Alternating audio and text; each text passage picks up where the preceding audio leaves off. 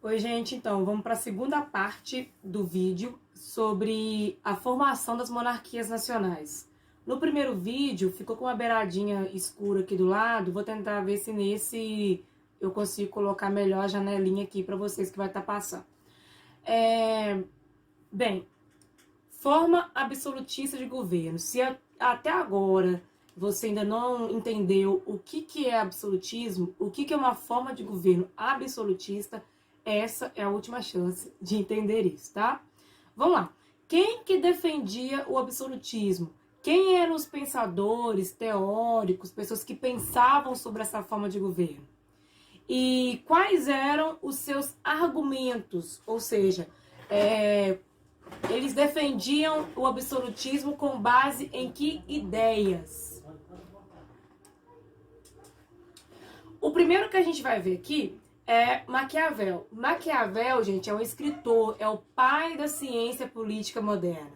Para esse escritor, o Estado era necessário e o governante seria aquele que deveria manter a ordem, nem que para isso ele tivesse que usar meios antiéticos, ou seja, amorais.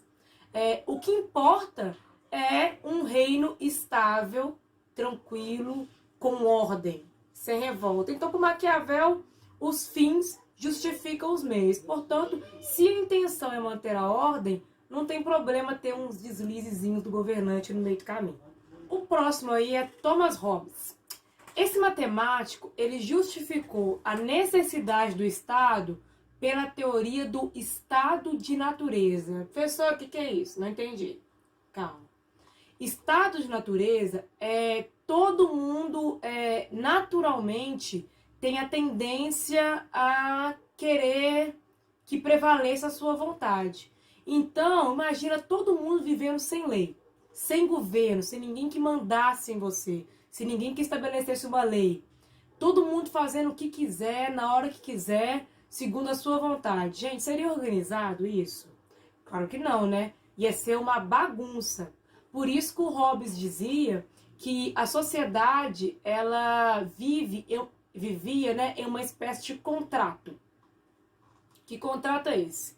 Nesse contrato, as pessoas, os indivíduos, né, eles abrem mão das vontades individuais pela ordem estabelecida pelo rei, como se fosse uma espécie de um contrato social. O próximo aí é o Jacques Rousseau. O Jacques Rousseau é um teólogo e bispo.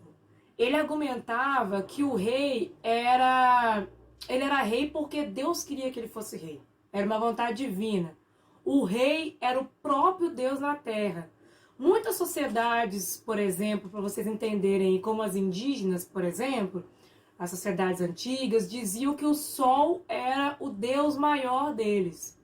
O rei Luís XIV da França, ele era conhecido, tinha o apelido de Rei Sol, para vocês entenderem como que era construída essa ideia de que o rei era o próprio Deus.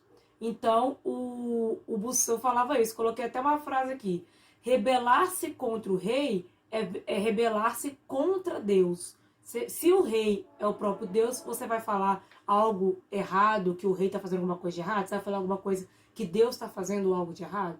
Pois então, por isso que para ele, Deus, o rei, era o próprio Deus na Terra. Gente, o Jean Bodin, ele é um filósofo economista. E como que ele argumentava a favor do absolutismo?